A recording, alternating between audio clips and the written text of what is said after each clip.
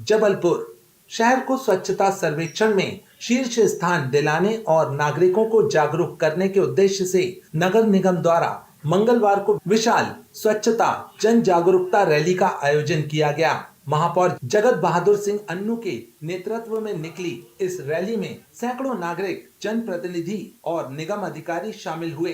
हाथों में स्वच्छता संदेश वाली तख्तियां और जागरूकता के नारे लेकर लोगों ने स्वच्छता जबलपुर श्रेष्ठ जबलपुर का संकल्प दोहराया।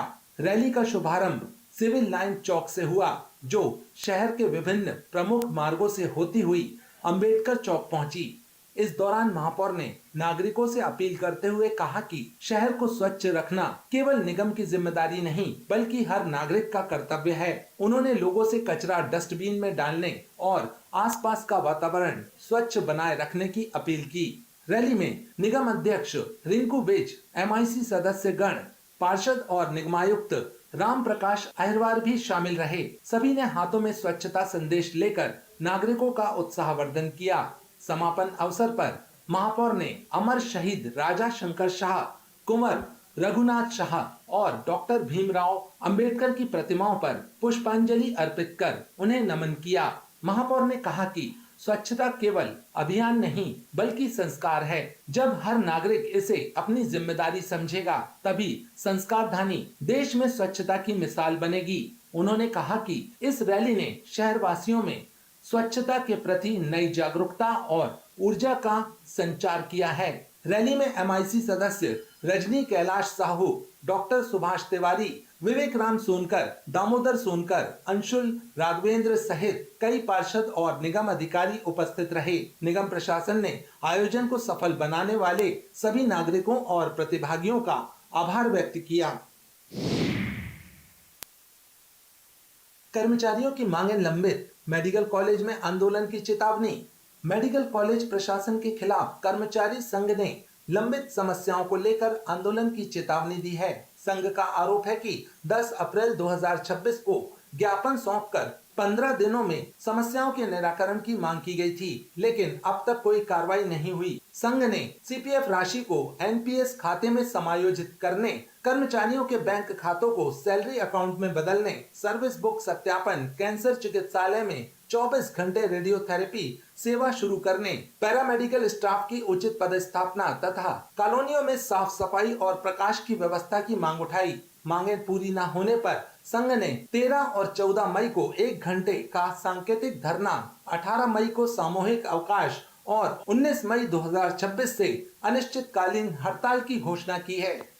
आज मध्य प्रदेश लोक स्वास्थ्य एवं चिकित्सा शिक्षा कर्मचारी संघ के माध्यम से डीन अधिष्ठाता महोदय को पूर्व में ज्ञापन सौंपा गया था, जिसमें ये बोला गया था कि हमारी समस्याओं का निराकरण यदि नहीं किया गया तो हम 13 तारीख से 1 घंटे का सांकेतिक प्रदर्शन करेंगे, जिसमें आज संघ सांकेतिक प्रदर्शन के लिए एकत्रित हुए समस्त कर्मचारियों को धन्यवाद देता है और साथ ही अधिष्ठाता महोदय से निवेदन करता है कि हमारी समस्याओं का निराकरण अविलंब किया जाए, ताकि मरीज हित में कार्य सारे कर्मचारी कर सकें और कर्मचारियों का मनोबल बढ़ा रहे। कर्मचारियों की समस्या मुख्यतः ये है, सर्विस बुक का सत्यापन कराया जाए, CPF की राशि को NPS की राशि में कन्वर्ट करके दिया जाए। इसके साथ साथ सैलरी अकाउंट में समस्त कर्मचारियों को ट्रांसफ़र कराया जाए, सारे अकाउंट्स, कॉलोनी की साफ़ सफाई कराई जाए। ऐसे तमाम मुद्दों को लेकर आज हमने धरना प्रदर्शन किया।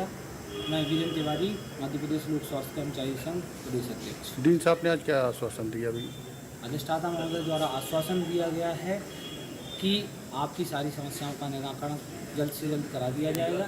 चूँकि केवल वर्बली आश्वासन दिया गया है, हम बार बार अधिष्ठाता महोदय से यही निवेदन करते हैं, लेकिन उनके कार्यालय द्वारा किसी प्रकार का पत्राचार नहीं किया जाता है। तो हमने जब तक पत्र के माध्यम से लिखित आश्वासन या कार्यपूर्ति का निर्देश नहीं मिलते हैं, जब तक हमारा आंदोलन इसी प्रकार चलता रहेगा। आज कर्मचारी संघ के द्वारा जो ज्ञापन दिया गया है, पहले भी दिया गया था, तो उसकी जो उन्होंने 6 पॉइंट थे, तो उसमें पॉइंट वाइज काफ़ी कुछ निवारण तो कर दिया है, काफ़ी कुछ कर दिया है। थोड़ा बहुत जो CPF का और NPF का जो है वो प्रचलन में है, बाकी तो सारी चीज़ें उसमें करीब करीब हो चुकी हैं।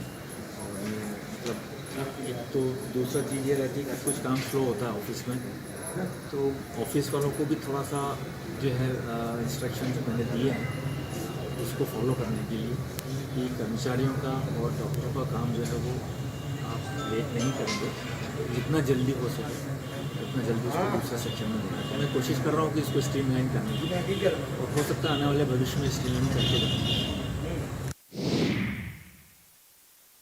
कालीबाड़ी मंदिर समिति ने महिला पर लगाया विवाद और अव्यवस्था फैलाने का आरोप। कालीबाड़ी मंदिर समिति ने पुलिस अधीक्षक को शिकायत सौंपकर मनीषा बर्मन नामक महिला पर मंदिर परिसर में अव्यवस्था फैलाने और मंदिर संचालन में बाधा उत्पन्न करने का आरोप लगाया है। समिति का कहना है कि फरवरी 2026 से लगातार विवाद की स्थिति बन रही है, जिससे मंदिर का माहौल प्रभावित हो रहा है। शिकायत में बताया गया कि महिला द्वारा मंदिर समिति के सदस्यों के खिलाफ पूर्व में भी शिकायतें की गई थीं, जिनकी जांच के बाद मामला झूठा पाया गया। समिति ने आरोप लगाया कि महिला ने मामले को धर्म और जाति से जोड़कर माहौल खराब करने का प्रयास भी किया। मंदिर समिति ने पुलिस प्रशासन से मामले को गंभीरता से लेते हुए उचित कार्रवाई की मांग की है, ताकि भविष्य में मंदिर परिसर में किसी प्रकार की अप्रिय घटना न हो।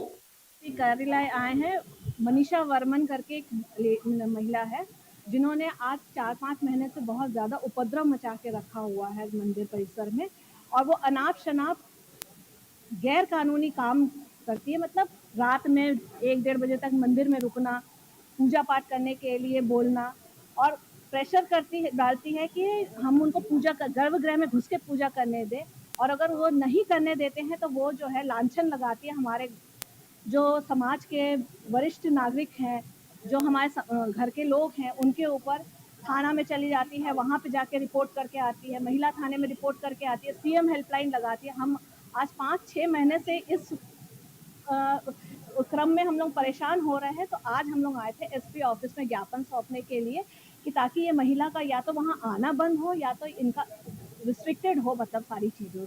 बस इतना ही हम लोग का। मैं मीता बागची, खमरिया धाम। और बंगाली समाज का खाना रांची क्षेत्र में एक उपद्रवी महिला, वहाँ पे घाना का जो मंदिर है उसमें अंदर जाके गर्भगृह में अनधिकृत रूप से पूजा करने का प्रयास करती है और पूरे समाज के लोगों को, सभी लोगों को डिस्टर्ब करती है। कई बार इसकी कंप्लेंट टीआई को की गई, लेकिन कोई उचित कार्रवाई न होने के कारण एसपी महोदय को आज हम लोगों ने ज्ञापन दिया और बताया कि कम से कम उस महिला का वहाँ आना बंद हो, क्योंकि वो संदिग्ध परिस्थिति की महिला है और पूरे समाज के वहाँ के लोग उद्वेलित हैं कि उसका आना वहाँ बंद होना चाहिए, जिससे कि मंदिर में एक सौहार्दपूर्ण वातावरण रहे और सभी जो वहाँ के लोग हैं, हर समाज के लोग वहाँ आते हैं, विशेषकर बंगाली समाज के ज़्यादा आते हैं, तो सब शांति से वहाँ पूजा पाठ अर्चन कर सकें और जो भी सांस्कृतिक कार्यक्रम वगैरह सब होते हैं हमारे समाज के, वो शांतिपूर्वक तरीके से हो सके। और हमें एसपी महोदय ने आश्वासन दिया है कि वो उनकी बात हुई है टीआई महोदय से कि भविष्य में इस तरह की परिस्थिति न उत्पन्न हो, इसका पूरा प्रयास पुलिस की तरफ से रहेगा। और एक प्राइवेट गार्ड भी लगाने की बात हुई है, तो वो भी हम लोग लगाएंगे समाज की ओर से, जिससे कि वहाँ शांति परिस्थिति बनी रहे। मैं दीपांकर बैनर्जी, बंगाली समाज का संयोजक। आईपीएल सट्टे पर क्राइम ब्रांच का बड़ा एक्शन, 2 सटोरिये रंगे हाथ गिरफ्तार। क्राइम ब्रांच जबलपुर और थाना गढ़ा की संयुक्त कार्रवाई में आईपीएल क्रिकेट सट्टा खिलाते हुए 2 आरोपियों को गिरफ्तार किया गया। पुलिस ने आरोपियों के कब्जे से 6200 रुपए नगद, laptop, pen drive, 11 mobile, diary और सट्टा सामग्री जब्त की है। पुलिस अधीक्षक संपत उपाध्याय के निर्देश पर क्राइम ब्रांच और गढ़ा थाना पुलिस ने प्रेम नगर क्षेत्र में दबिश देकर जयप्रकाश यादव और अमित कुशवाहा को रंगे हाथ पकड़ा। आरोपी मोबाइल और लैपटॉप के जरिए आईपीएल मैचों पर हार जीत का दांव लगवा रहे थे।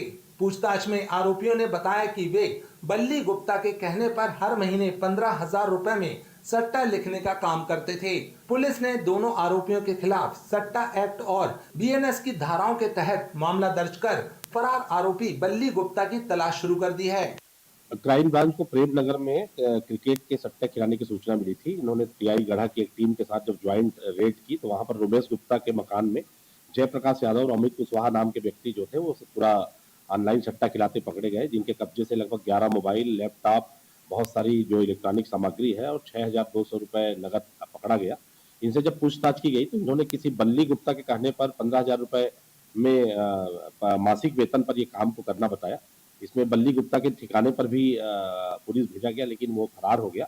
इसमें इन दोनों के खिलाफ 4A सट्टा एक्ट और 49 भारतीय न्याय संहिता की कार्रवाई की गई है। जो बल्ली गुप्ता है और जो अन्य लोग भी इसमें शामिल हैं, सभी की इसमें तलाश की जा रही है। अन्य भी नामों का इसमें इजाफा करके सभी के विरुद्ध कानूनी कार्रवाई की जाएगी। खाने में मेरी